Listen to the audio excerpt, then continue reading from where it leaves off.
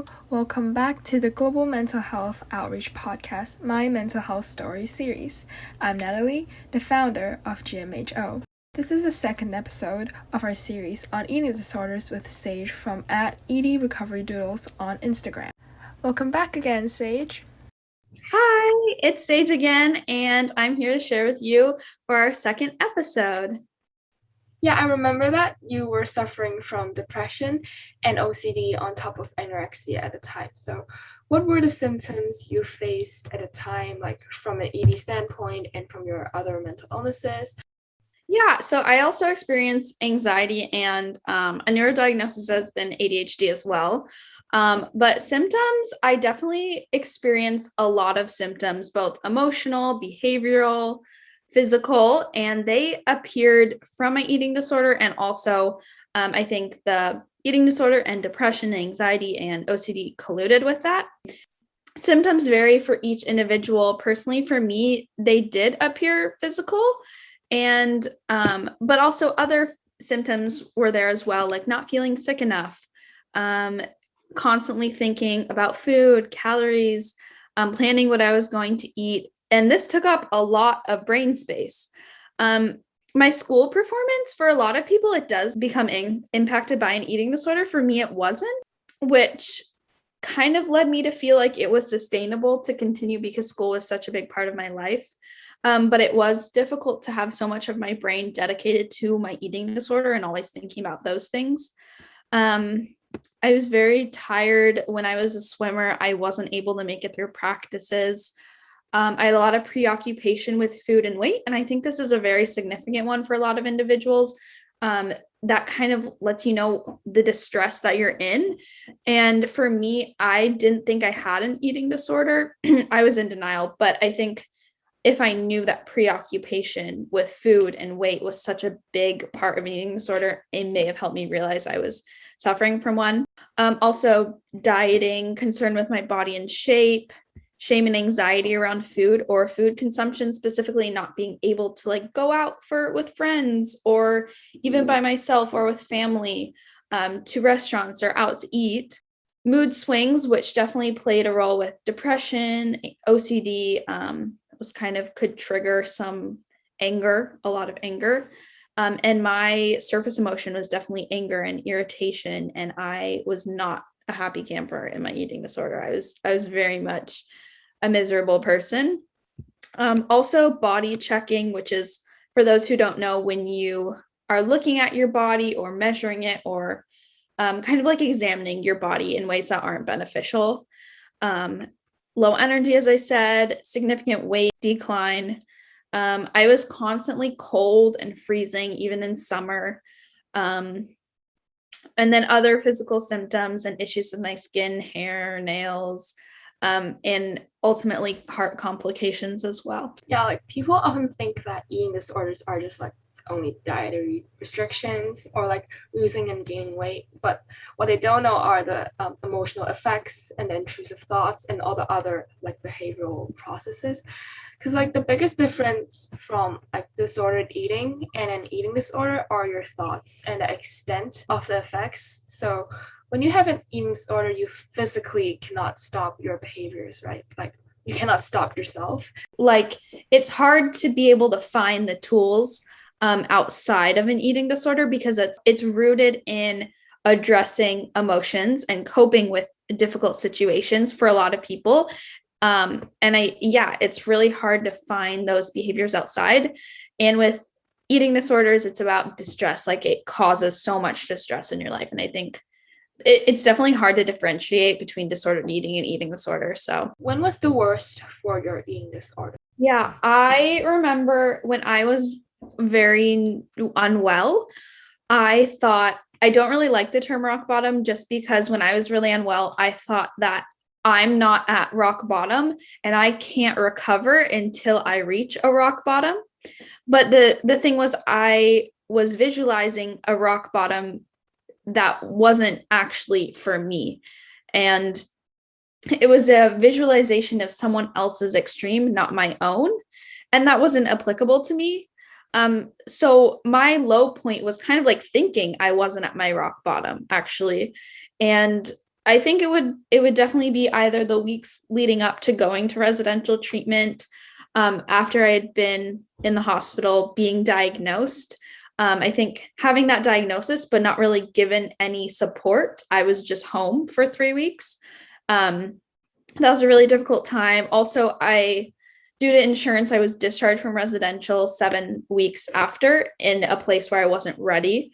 And those 2 weeks following there, that time was really difficult as well. And I think that was kind of when I lost some of my hope and my motivation. And it took a while to regain that after. Can you talk a little bit more about your visualization of another person's like rock bottom? Yeah, I think it mostly stemmed from the thought for eating disorders. It's really common to think I'm not sick enough and I'm not thin enough and I don't have as much hospital experience, or I haven't had these situations where I've refused all these foods or not eaten for a certain time. There are all these things that you compare yourself to. And that's why social media can be really toxic in a way that it displays behaviors in a way that glamorizes them. And I felt like since I hadn't done all of these, like checked all these things of being sick and being like an extreme case, that I couldn't recover myself. And it's very convoluted and really harmful. And I do recognize that it's hard to allow yourself to recover. But the truth of the matter is that you're never going to feel ready to recover. Most likely, you're going at some points you may want to, but it's really scary. And it's about like doing it when you don't want to. Now, did anything help you survive the symptoms before you got treatment? Like any coping mechanisms to help with your intrusive thoughts from, let's say, OCD or depression? I definitely isolated myself. So I had a couple friends, but my relationships with my parents, I think as we mentioned in the last episode, were not great at all. My sister and I didn't get along. I think I had one friend, but it wasn't really a supportive relationship for the symptoms I was experiencing.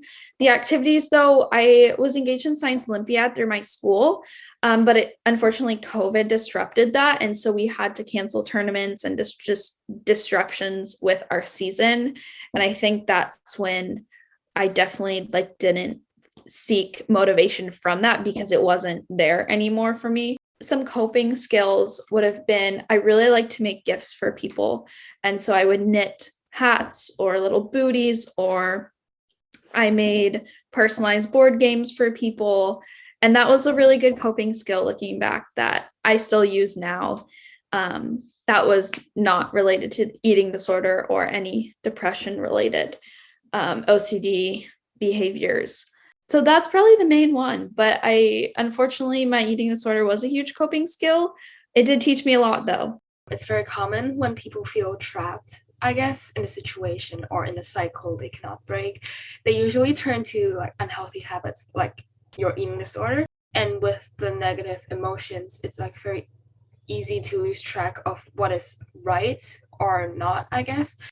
How do you face other people when they point out your eating habits? Because I believe that there will be some people who aren't as accepting. So when I went into treatment, I went in with all these ideas of food. I grew up, as we said, with doctors, and I grew up learning food is medicine. Food, like what you put in your body. A lot of us have probably heard you are what you eat. I came in with all these beliefs that food was who I was as a person and the food I put in, and learning so much about I'm so much more than the food I put in. I don't value other people based upon the food that they eat, that I was really able to come to this now realization. I guess I'm much more than the food. And when people point out what I eat or judge me for what I eat because they are struggling, I know where I came from and how much I have learned. And I think reminding myself that is a huge power. To comments, if people do comment on me, which I think a lot of people have been pretty cautious around that, I would say, well, this is a lot better than how it was in my eating disorder. And I'm proud from where I come from, and how much I've grown personally. And I know that food doesn't dictate who I am.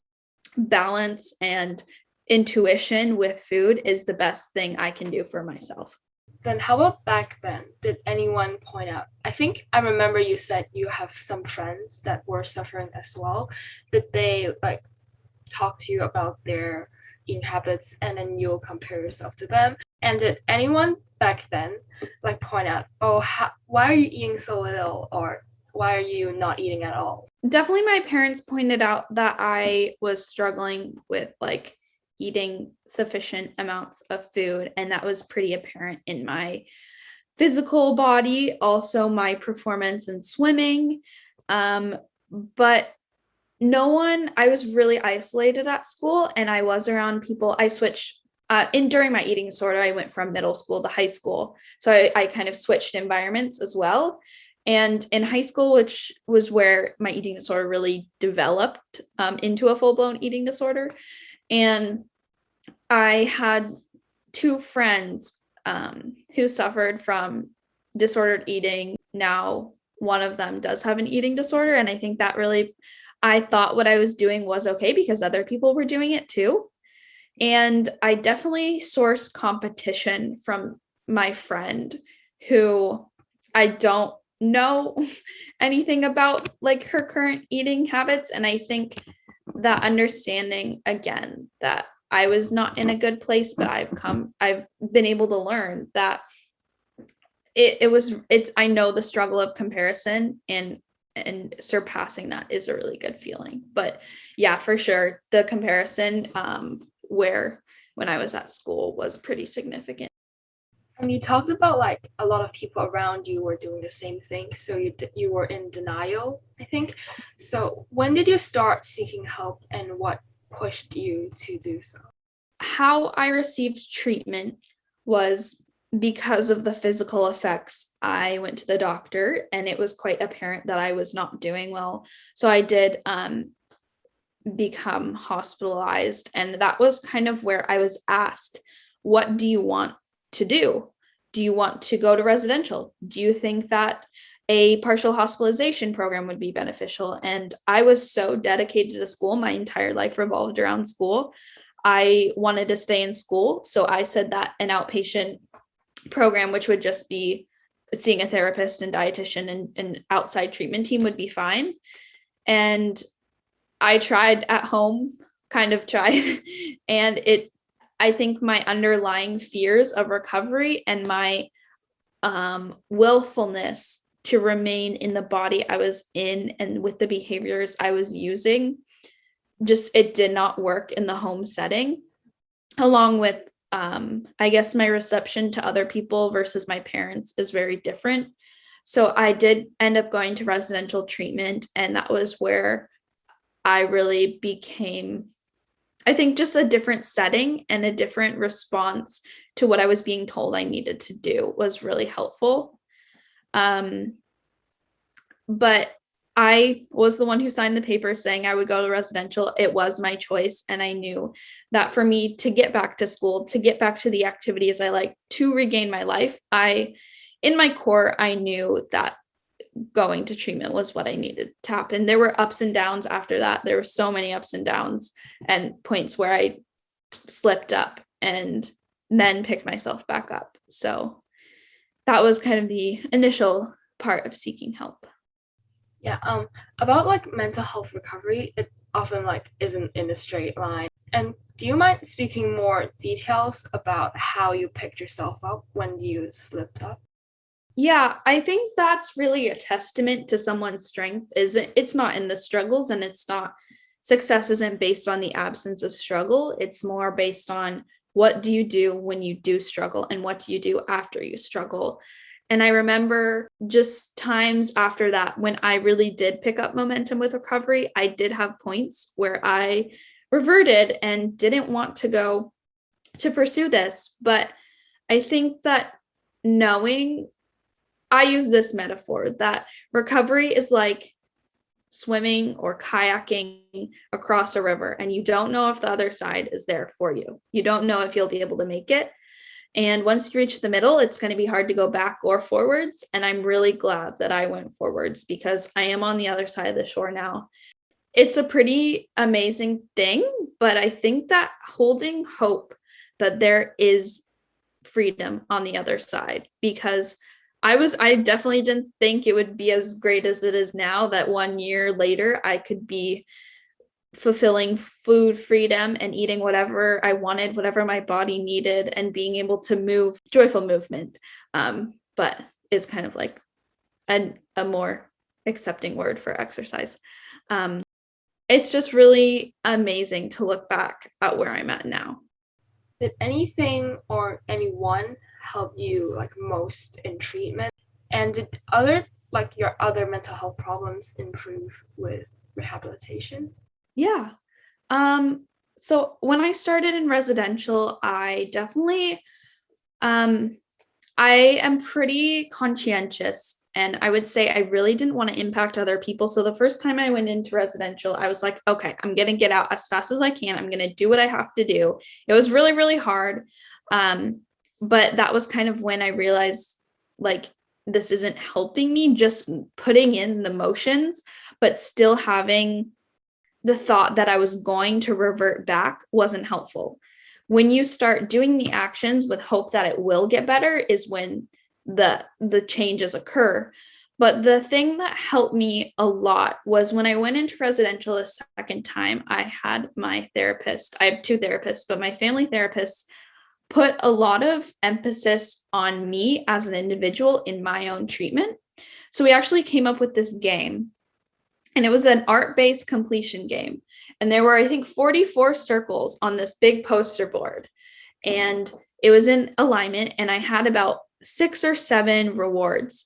And so every day that I ate all my 3 meals, all my 3 snacks, drank a cup of water at every meal and snack, that day I earned a circle, and I would do whatever I wanted on the circle. And I ended up doing 44 circles of all different kinds of art and mediums and decoration kind of things. And it's really cool. And I think that was the first day of starting that game was the first day that I completed all my meals, all my snacks, and drank water. And I think that having that personal just relationship with my therapist, and also being able to do something that was really exciting for me, like there were like arts and crafts things that I got to do as rewards, and go to the swimming pool with my therapist, and just really fun activities that were special to me.